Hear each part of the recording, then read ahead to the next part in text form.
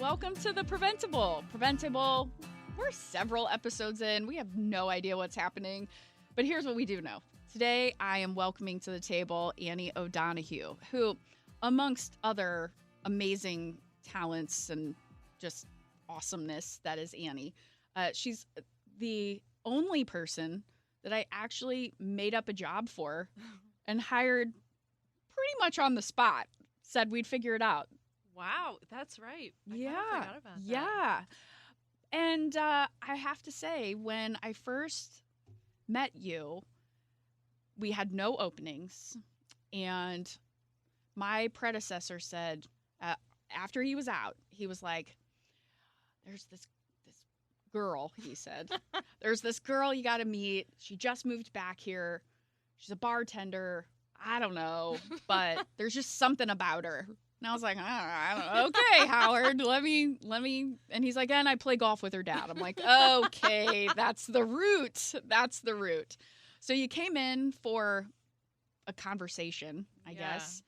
And during the conversation, I shared with you that I was sort of looking for some ways to get like younger people involved. Because like we have real young, and then we have parents and stuff like that. But we didn't have that middle group. And you kind of pitched this brilliant idea that is Sans Bar.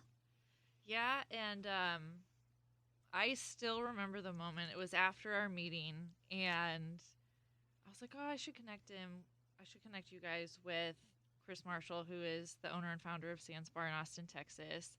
And it was one of those things that I hesitated, like, should I? Is this like doing too much? And I did, and I just sometimes think about that and what my life might look like if I had not done that. So hopefully you're not regretting it. No, not at all. So speaking of Sans Bar, I mean, I am repping Sans Bar.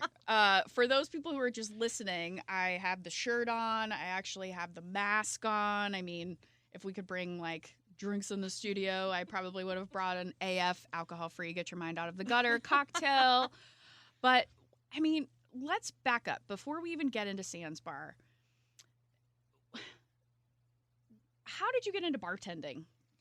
That's I think fascinating because I've always wanted to bartend, and I've waitressed, but I've never been good enough to remember what goes in the drinks. I was always that person that had to have the book behind the, like what? Like how did you get into bartending? Well, I started waiting tables when I was 18.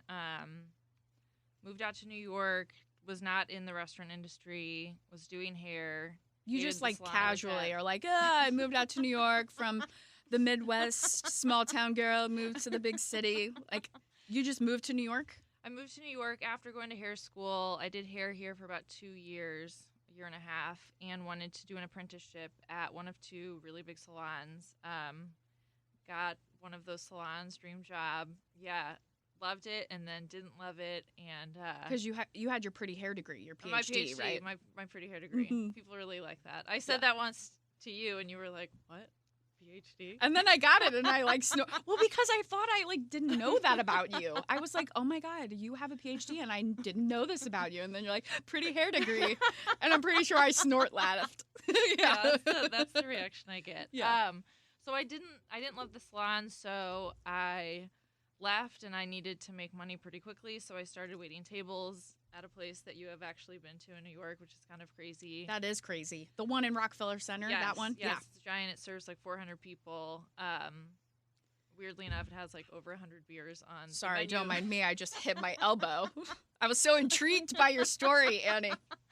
So I was a server there for a while, and I feel like it's a natural progression for servers to want to be bartenders. So I was kind of interested in it, but because you make more money and have a little creativity, and or you're like, it's like moving on up, you know? Oh, okay, like, all right. It's like cool to be a bartender. That I guess. I'm not cool. That explains why I could never bartend. Well, they came to me and they're like, "What do you think about bartending?" And I was like, "I have no clue how to bartend."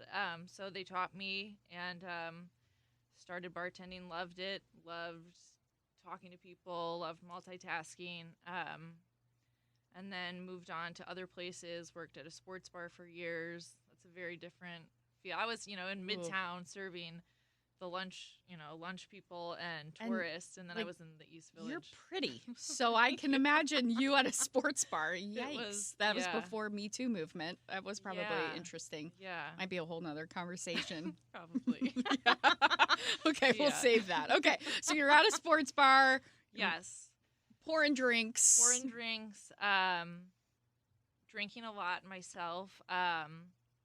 Not a good lifestyle. Bars close at 4 a.m. in New York, so it's a different kind of life.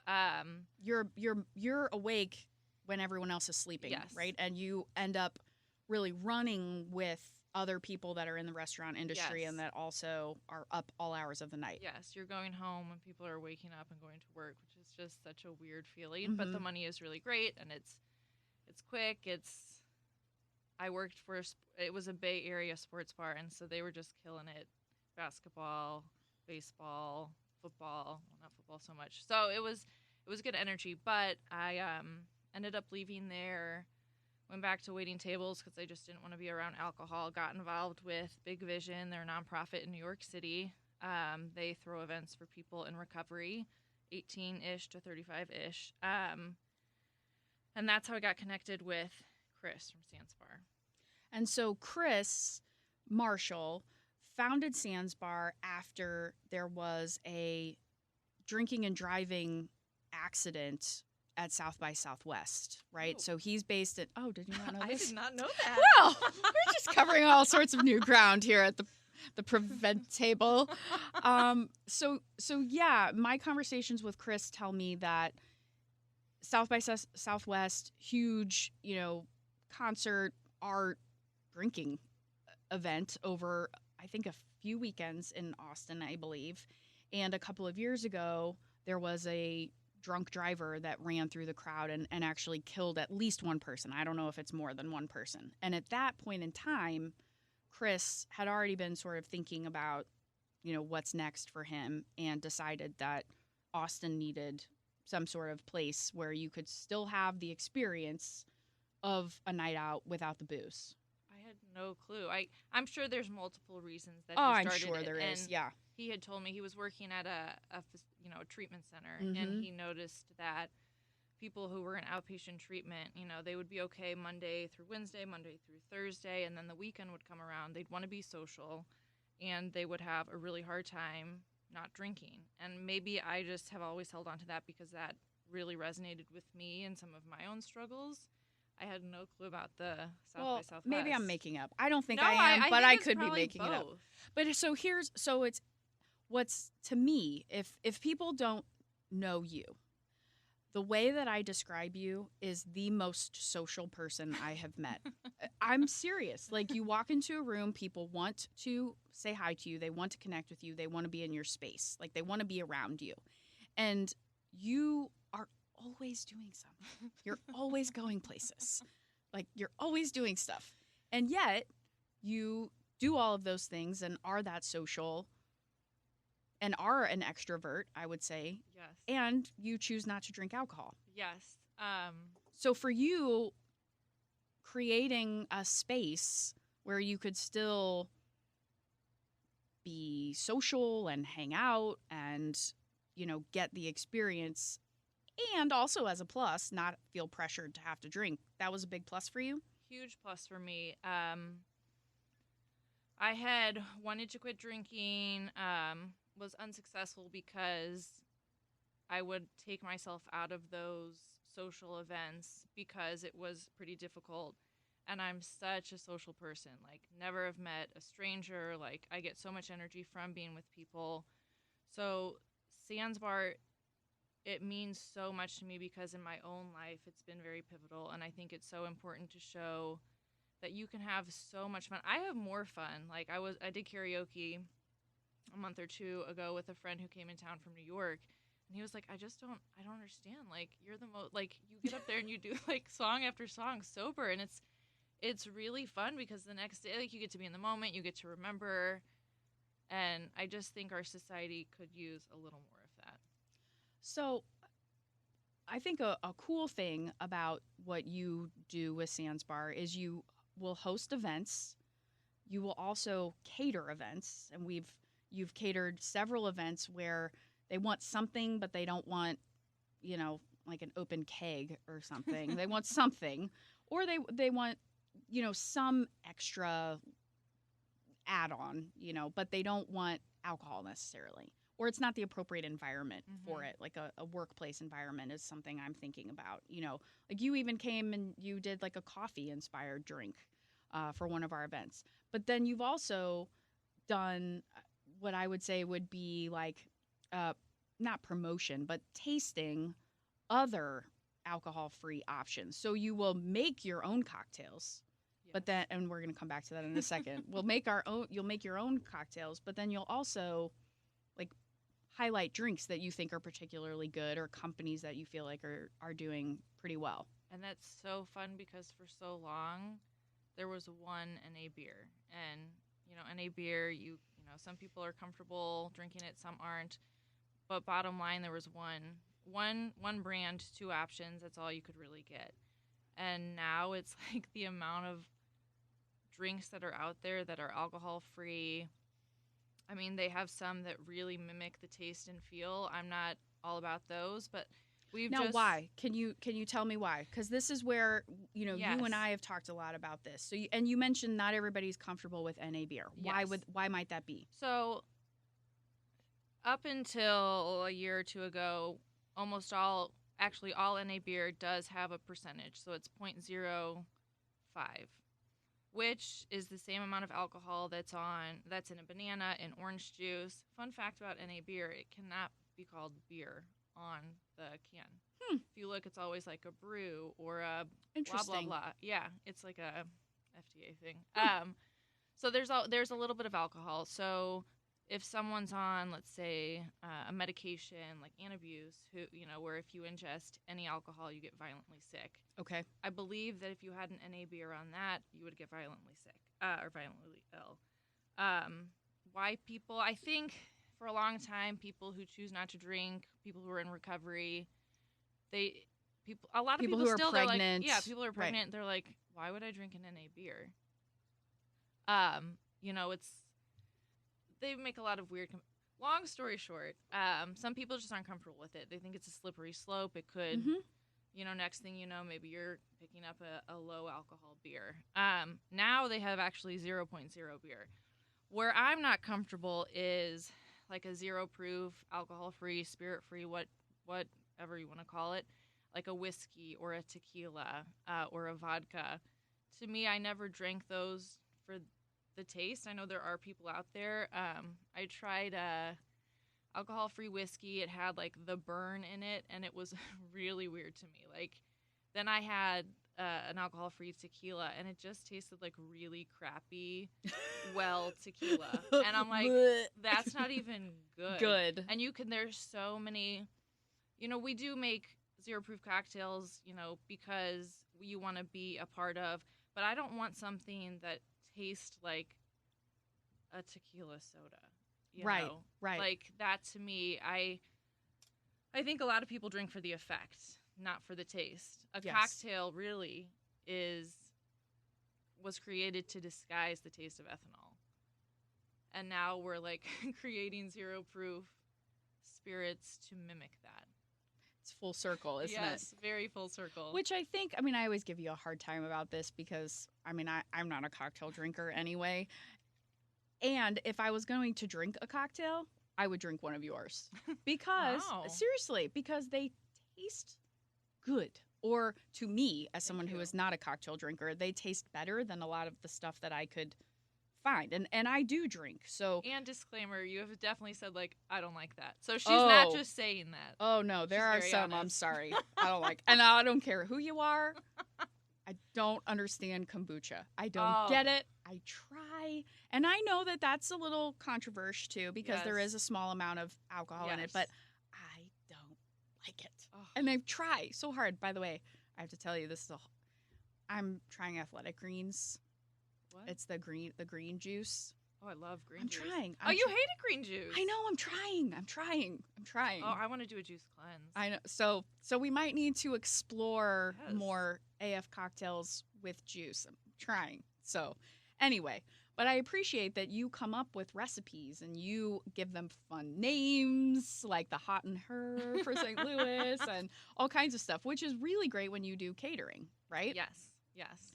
So imagine that Sans Bar is 5 years down the road, then 10 years, then 15 years. What is your vision I just for Sans Bar, St. imagine Louis, how old I for Sans Bar?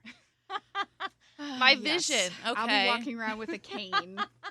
Yes. My vision is to have a brick and mortar, to have just a bustling catering business, to have a beverage truck that shows up. yes. That I was at Tower Grove Farmers Market, and there were at least 2 cocktail I tables know. or whatever. I know, but not any AF I know. options. I I know. know. Or ZP. Or Yeah, whatever. CPAF. Mhm. But that That would be ideal. because why? Like why do you think I'm not talking about the money because I know I read enough articles where people think that this is the wave of the future and there's money here, but like why do you think that there's room to grow and why do you want to grow this? I think there's a lot of answers to that. I think for so long, so there's also something called mindful drinking.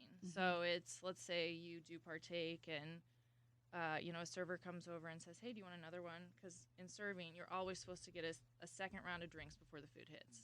That's Really? Yes. That's just the goal. Wow. That is to increase sales. And so that explains a lot. And then you get a third one or you get an after dinner. So, there's methods or, everything like that particular question. Can I bring another round? That's very, I'm blanking on my words, but whatever. They're asking for a reason. And I think for so long people go into autopilot and they're like, yeah, sure. Yeah, They you don't don't even think stop about and it. think about Right. it. Right. I wouldn't think about it if someone was like, do you want some more fries? Yeah, of course. Yeah, duh. Do Do you want some more bread? Yes. Of course, yes. Bring the bread. Yes. So mindful drinking is stopping and like evaluating, like, do I actually want one? And I think for so long people have just said yes because that's where like social events are. They're centered around alcohol for a whole lot of reasons. But I think for so long people have been like, yeah, okay, I'll take one. Like they don't really want to. So I think. And food and drink brings people together. Exactly. So to have a party with no food or no beverages, you're kind of like, well, what's this? Well, and I think alcohol, including, for myself, it's like it's something that you can bond over. Oh, what are you drinking? And you hold it yes. in your hand, right? Or it has that little bit of like placebo effect where you can feel a little more comfortable because someone next to you is drinking and because they're, it's a social lubricant. It is. So let's see, back to the original question was. So why do you want it to get so big? Or not even so big, but why do you want to establish a presence? There are so many people who don't want to drink, who don't drink for a whole lot of reasons. And I think for so long in my own life and for those who I've talked to, it's been you either are a drinker or you don't drink. And if you don't drink, you drink a lot of coffee and you hang out with only people who don't drink. And if you're a drinker, you only hang out with people who drink. And the worlds don't collide. They don't collide. And it's really unfortunate because there's great people in both categories and there's a whole lot of gray area. So there's a whole lot, there's myths about what substance use disorder looks like. Again, that's another conversation. But I think I just want to unite and bring together all of those people to meet in the middle and to see like, oh, I can hang out with you even though you drink. Like, you drinking isn't going to, like, I'm not all of a sudden going to start drinking. Or someone or who you're drinks, not lame because you don't drink. Yes. Right. Like, someone just said to my sister the other day, she didn't want to have, like, another, and they were like, I just really want to see you let loose. And she was like, I mean, I'm pretty chill right now. Yeah. Like, Yeah. So I just want to normalize not drinking. Yeah. How long have we known each other? Like 3.5 years, maybe? Yeah. I remember distinctly the day you walked into the office. I remember where we were sitting, and I remember when you left, I turned to the person who was sitting in the room with me, and I was like, she is going to change the future of the organization. What? Seriously. All I remember is like, I'm wearing jeans. How embarrassing! I'm wearing Yeah. jeans. Oh my god. Well, like, yeah, that's I couldn't because find we any were fancy pants. right. That's because we were just having a conversation, and then I had to go figure out how to find some money to bring you on as a contract employee, and we'd figure it out as we went along. And I remember sitting around that table that day saying, like, "Yep, this is going to change the path of what we do and how we do it."